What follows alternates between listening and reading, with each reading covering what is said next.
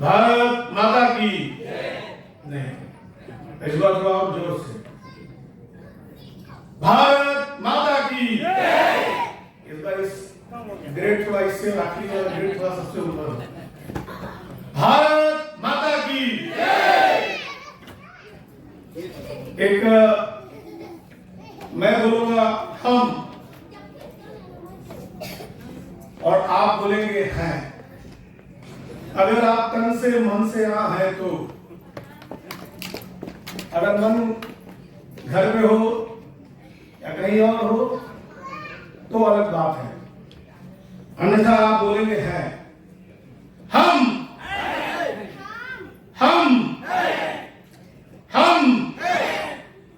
और आखिर बात मैं कहूंगा, गर्व से कहो।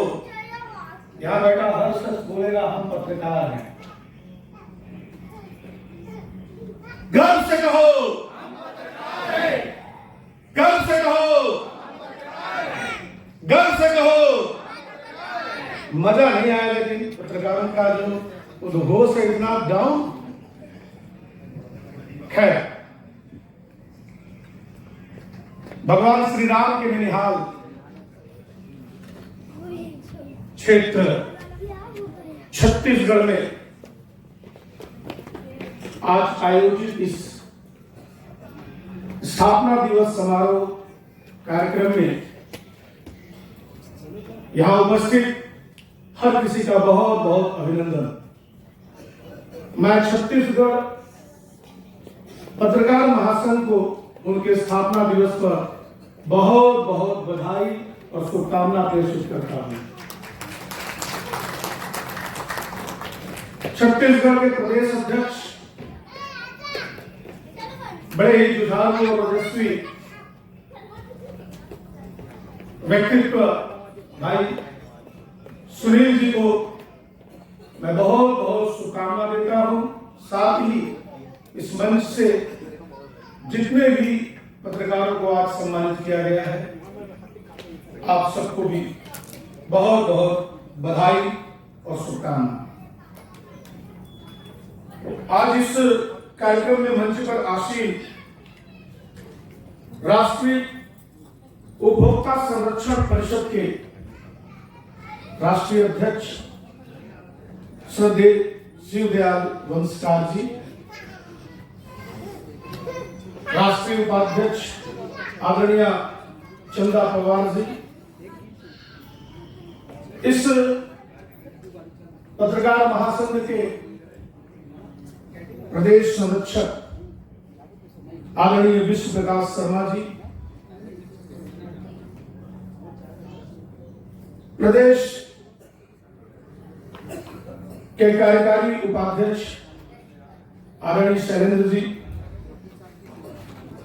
महासचिव आदरणीय सैयद अली आजाद जी, सलाहकार आदरणीय आशीष झा जी, शेख आदरणीय शेख नसीम कुरैशी जी, प्रदेश कोषाध्यक्ष आदरणीय निहारिका श्रीवास्तव जी, दूसरे महासचिव आदरणीय सैयद अली आजाद जी, सचिव प्रताप नारायण बेहरा जी, कुलेश्वर जी, उपाध्यक्ष देवम अरकान जी और देवेंद्र सिंह चड्डा जी, हमारे द जर्नलिस्ट एसोसिएशन महाराष्ट्र प्रदेश के बड़े ही तेज तरार पत्रकार और बड़ी सक्रियता से महाराष्ट्र के संगठन को आगे बढ़ाने वाले प्रदेश अध्यक्ष आदरणीय रामदास भाऊ काटे जी, डॉक्टर रामदास भाऊ काटे जी, केरल से हम लोग के बीच उपस्थित डॉक्टर साधु वी थॉमस जी, यहाँ उपस्थित सभी मातृशक्ति, सभी उपस्थित सम्मानित जन,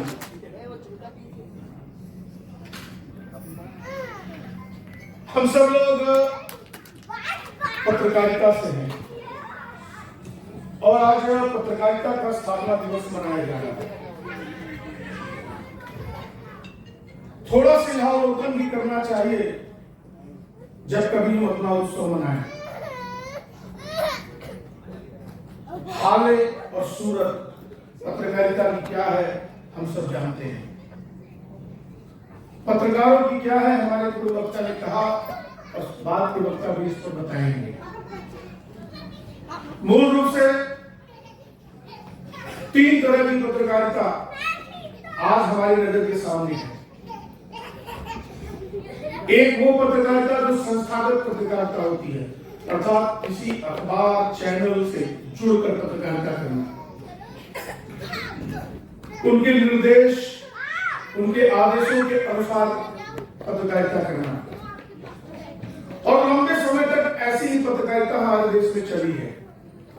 हमारे देश का पहला इसी महीने 30 तारीख को पत्रकारिता दिवस, हिंदी पत्रकारिता दिवस मनाया जाता है। और पहली अखबार उदंड मार्तंड पंडित युगल किशोर जी ने निकाला था कोलकाता से। वो पहला अखबार था उदंड मार्तंड। इसी मई महीने में 30 तारीख को उसकी हम सब लोग पत्रकारिता दिवस मनाते हैं। लंबे समय तक संस्थागत पत्रकारिता हमारे देश में छाई रही।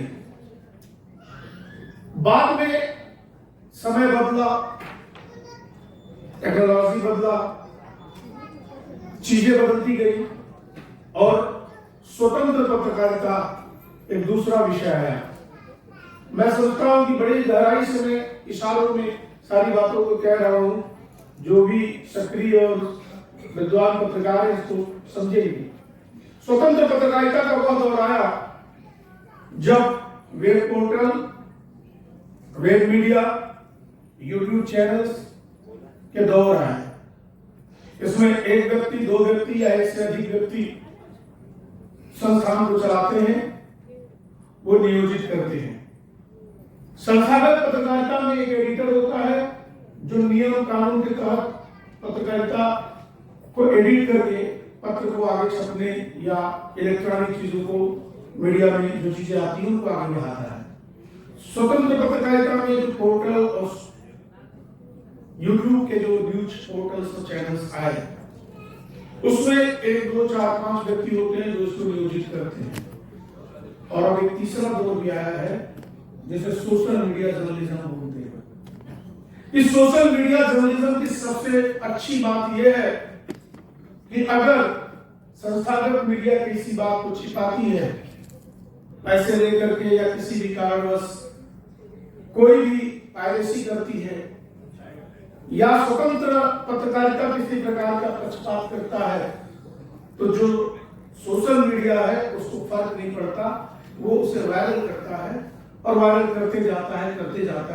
अंततः स्वतंत्र पत्रकार और संस्थागत पत्रकार दोनों को विवश होकर के उस न्यूज को उठाना पड़ता है।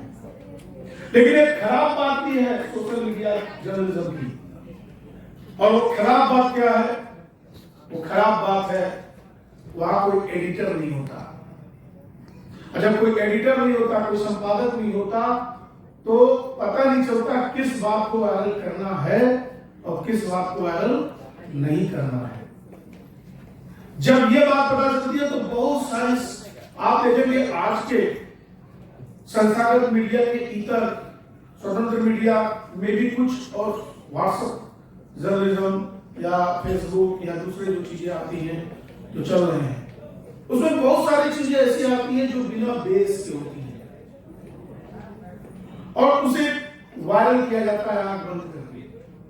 तब इससे बैठे हुए उपभोक्ता फोरम के जो कंज्यूमर है, समाज, द सोसाइटी, उसके पास रॉन्ग इंफॉर्मेशन जाता है और वो हम सबको कसौटी पर कसने की आवश्यकता है। आज इन पत्रकारिता के तीनों आयामों में से क्रमशः संस्थागत पत्रकारिता कमजोर हो रही है, उससे थोड़ी मजबूत हो रही है स्वतंत्र पत्रकारिता जो यूट्यूब और वेब मीडिया के माध्यम से चल रहा है। और आज सबसे मजबूत स्थिति में है सोशल मीडिया। सोशल मीडिया में कोई चीज जब आ जाती है उसे इग्नोर नहीं किया जा सकता। इसलिए पत्रकार संगठनों को भी अपने नियोजन में संस्थागत पत्रकारों के साथ साथ स्वतंत्र पत्रकार और अच्छे सोशल मीडिया पर काम करने वाले जो पत्रकार जो वास्तव में किसी इश्यूज को उठाते हैं, उन्हें भी पत्रकार मान करके उन्हें स्थान देने की आवश्यकता है। ये बदलते दौर में इसे महसूस करने की आवश्यकता है। अब पत्रकारों की हालत क्या है भाई? पूरे देश की पत्रकारों की हालत, मैं राष्ट्रीय संयोजक हूं, 30 सालों से मैं पत्रकारिता कर रहा हूं। 30 साल से सभी नहीं कहूंगा, मैं अपने क्षेत्र में हिंदुस्तान और दैनिक जागरण में प्रमुख रूप से ब्यूरो चीफ था, अभी देश दुनिया लाइव चैनल में संपादक हूं। लंबे अरसे से संगठन में काम कर रहा हूं। मुझे बहुत अच्छा लगा, सुनील जी की टीम छत्तीसगढ़ में बढ़िया काम कर रही है। आज सम्मान देखा हम लोगों ने।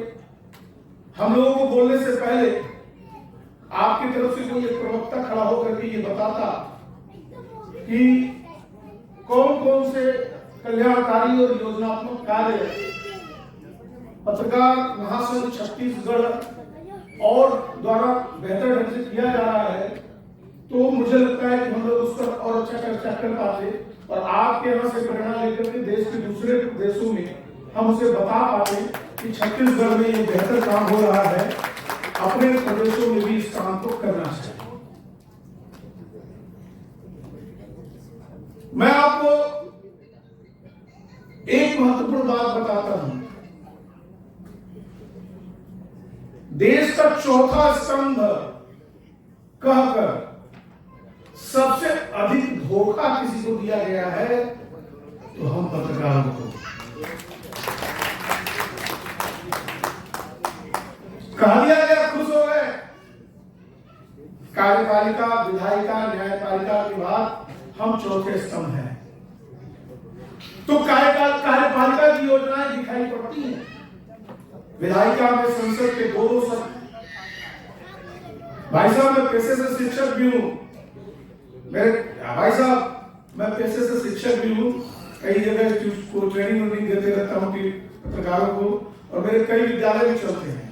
तो हम एक तरह से शिक्षक की भूमिका में रहते हैं। हम टोका टाकी खूब करते हैं जहां बोलते हैं, चाहे दिल्ली में चाहे दौलताबाद में। तो कुछ आदत है कि जबरन सुनाएंगे मेरी बात, आप हमारे तरफ देखते रहिए, मुस्कुराते रहिए, भाभी जी को याद करते रहिए, लेकिन देखिए हमारे तरफ।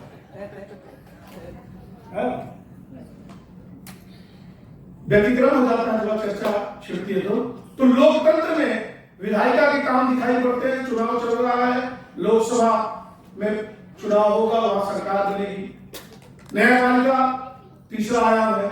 लेकिन आप में से बैठा कोई एक शख्स बता दे कि सरकार को अपनी योजनाओं को बताना होता है तो हमें बुलाती है, हमारे सामने अपने तिजोरी का ताला खोलते हैं और कहते हैं ये योजना इनके लिए, ये योजना इनके लिए, ये योजना बस्तर के लिए, ये योजना वनवासियों के लिए, ये योजना इनके लिए, ये उद्योगपतियों के लिए, ये व्यापारियों के लिए, मजदूरों के लिए, किसानों के लिए।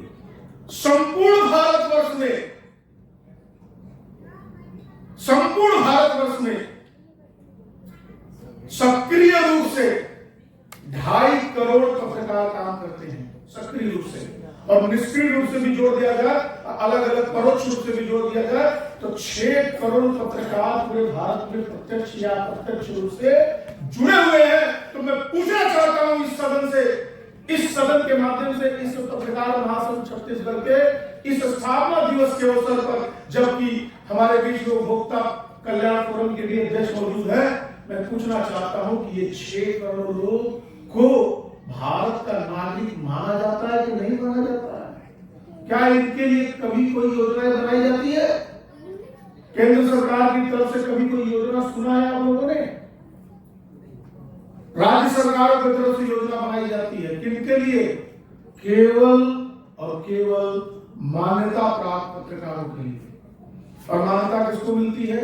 जिनको ये संस्थागत संस्थाएं 10,000 से ऊपर का तनख्वाह देती हैं। और तनख्वाह देना तो अलग बात, वो लिख कर एक पत्र देगी सूचना विभाग को कि ये हमारे यहाँ के डिस्ट्रिक्ट कॉरेस्पॉन्डेंट हैं, तब आपको मान्यता मिलेगा पत्रकार होने का जिले से। और कितने लोग होते हैं? मुट्ठी भर लोग होते हैं, 15-20। एक जिले में मान्यता प्राप्त लोगों की संख्या, मैं पूरे भारत घूमता हूं, संपूर्ण भारत में आना जाना होता है, एक जिले में मान्यता प्राप्त पत्रकारों की संख्या होती है 15, 20, 25, और देश और प्रदेश की सारी योजनाएं किनके लिए? उन अनोखे 15 और 20 लोगों के लिए, वो जो बस्तर के जंगलों में घूम घूम के सच निकालता है, वो जो राजनीति के गलियारों में खोज खोज करके सत्य को उजागर करता है, वो जो समाज में चल रहे दबंगई, गुंडई और अपराध का खुलासा करता है। रामदास जी ने कहा कि हथेली पे जान लेकर के गांव गांव में काम करने वाले, आज यहां सम्मानित होने वाले हमारे ये योद्धा पत्रकारों के लिए क्या कोई योजना है? नहीं है।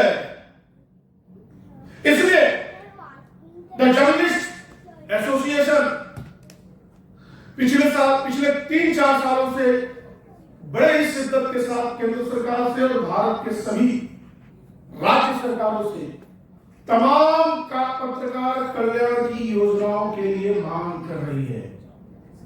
और हमारा कहना है कि आप छोटे छोटे रोजगार वालों के लिए भी योजनाएं बनाते हैं, आप छोटी छोटी चीजों को भी प्रोत्साहित करते हैं, तो पत्रकारिता की दृष्टि से पत्रकारिता के क्षेत्र में काम करने वाले लोगों को प्रोत्साहित करने में आपका क्यों पेट दर्द करता है? भाई दोस्तों, आज सुनील जी ने जो किया है, जो ताकत संगठन की दिखाई है, यकीन मानिए, अगर आप चाहते हैं कि भारत सरकार और देश के सभी प्रदेश सरकारें पत्रकारों के हित में भी कुछ योजनाएं बनाए, पत्रकारों के कल्याण के लिए भी कुछ नीतियां बनाए, पत्रकारों के दुर्घटना में मृत्यु होने पर सरकारी तौर पर कुछ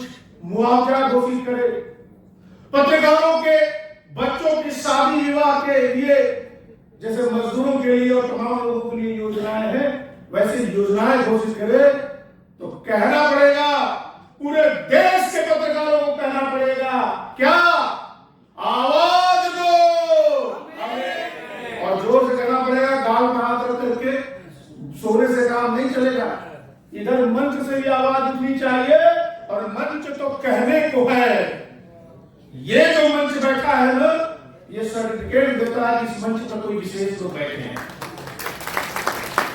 ये मंच ना हो, यह मंच विशेष नहीं हो सकता, क्योंकि आपके सर्टिफिकेट से यह मंच विशेष बनता है। इसलिए विशेष लोगों को भी बोलना पड़ेगा, और अति विशेष लोग आपको भी बोलना पड़ेगा।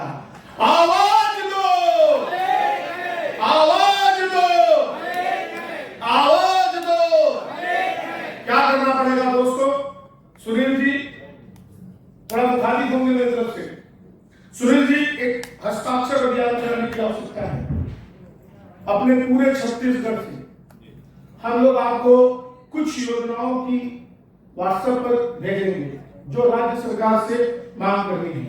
चुनाव बाद 4 जून के बाद एक पत्र राज्य सरकार को और एक पत्र केंद्र सरकार को हस्ताक्षर कराकर पत्रकारों से पूरे भारत से लोग भेजने वाले हैं, जिसमें हम सब जो मांग करेंगे वो हम आपको व्हाट्सएप पर भेज देंगे। आप सभी लोगों से वो हस्ताक्षर करा के राज्य सरकार और केंद्र सरकार के पास भेजिए। हम पूरे भारत के लोग जब एक साथ भेजेंगे राज्य सरकारों के पास और केंद्र सरकारों के पास, तो एक दबाव बनेगा, और उस दबाव में हमारी मांगे पूरी हो पाएंगी। दोस्तों, एक बात और कहकर मैं अपनी बात को समाप्त करूंगा। टुकड़े टुकड़ों में लड़ाई नहीं होती, टुकड़े टुकड़ों में लड़ाई नहीं होती। आप वो है जिनकी ताकत हनुमान जी की तरह आप भूले बैठे हैं। परसों की घटना में सुनाता हूं, बनारस की एक दरोगा जी चौकी इंचार्ज थे, एक नेताजी का बर्थडे मना रहे थे, गाड़ी पर केक काट के, और एक बहुत छोटा सा पोर्टल उस न्यूज को चला दिया। माने दरोगा जी की नजर में उस पोर्टल की कोई औकात नहीं थी और उस पोर्टल ने उस न्यूज को चलाया। प्रधानमंत्री जी का कॉन्स्टिट्यूंसी है, हम लोग जहां से आए हैं, वहां तुरंत वर्दी की आचार संहिता का हवाला देते हुए दरोगा जी को सस्पेंड कर दिया गया। ये ताकत है आपकी। आप अगर कलम पकड़े हैं तो कलम के साथ साथ यहां भी कुछ परसेंटेज हिम्मत बढ़ाना पड़ेगा। और तब मैं बार बार एक बात करता हूं, अहले कलम, अहले कलम, होश में तुझे आना ही पड़ेगा। अहले कलम, होश में तुझे आना ही पड़ेगा। सच की ताकत तुम्हें दिखलाना ही पड़ेगा। सच की ताकत तुम्हें दिखलाना ही पड़ेगा। दोस्तों, एक साथी के साथ कोई घटना घटती है तो दूसरे साथी संरक्षक भी क्या करते हैं? मूल्यांकन, दोस्तों का पैसा मांगा होगा, ऐसे कैसे हो जाएगा? दोस्तों, अगर मैं आपसे पूछूं, दोस्ती कृष्ण ने भी की थी और दोस्ती कर्ण ने भी की थी। ठीक है, कृष्ण ने दोस्ती की थी तो जीत दिलाई, लेकिन इस दुनिया में मित्रता और संबंधों को जब भी याद किया जाता है तो श्री कृष्ण की दोस्ती नहीं याद की जाती है। इस दुनिया में जब जब मित्रता की बात की जाती है, इतिहास पुराण जब भी मित्रता की बात उठाता है तो कर्ण की दोस्ती याद की जाती है। क्यों? क्योंकि कर्ण क्या कहता था अध्यक्ष जी? कर्ण ये कहता था कि मेरा भाई दुर्योधन अच्छा हो तो भी मैं उसके साथ हूं, और मेरा भाई दुर्योधन गलत और बुरा हो तो भी मैं उसके साथ हूं। इसलिए पत्रकार संगठनों को ध्यान देना पड़ेगा कि अपने भाई को अपने घर में बुलाकर डांट लेंगे, ठोक लेंगे, ठठा लेंगे, लेकिन समाज की नजरों में गलत भी होगा तो भी उसे बचा लेंगे, तो भी उसे बचा लेंगे। यह भाव रख करके संगठन को काम करना पड़ेगा। एक बड़ा सुंदर आगाज हुआ है इस धरती से। मैं बहुत खुश होकर के यहां से जाऊंगा। मैं पहली बार छत्तीसगढ़ के इस कार्यक्रम में शामिल होने के लिए आया हूं। आपके इस मजबूती को, आपके इस ताकत को, आपकी इस एकता को, आपकी इस तारतम्यता को, आपकी इस लगनशीलता को, आपकी इस एकजुटता को मैं भारत के हर प्रदेशों में घूम घूम कर बताऊंगा कि छत्तीसगढ़ में इतना मजबूत पत्रकार संगठन है, उससे हम सबको प्रेरणा लेना चाहिए। मैं बहुत बहुत धन्यवाद करता हूं आप सबका, जिन्होंने द जर्नलिस्ट एसोसिएशन को मौका दिया, आमंत्रित किया। और मैं आह्वान करता हूं कि जब बड़े लेवल पर हम सब संगठन काम करेंगे तो यूनाइट होना पड़ेगा। इसलिए आप सभी बड़े लेवल पर आप अपने यहां अपने नाम से काम करते रहें, लेकिन राष्ट्रीय स्तर पर आप सबका मैं आह्वान करता हूं, आइए द जर्नलिस्ट एसोसिएशन के माध्यम से देश में पत्रकारिता की आग का लोहा पूरे देश में लगाया जाए, पूरे देश में लगाया जाए। जय हिंद, जय भारत, जय पत्रकारिता और जय छत्तीसगढ़।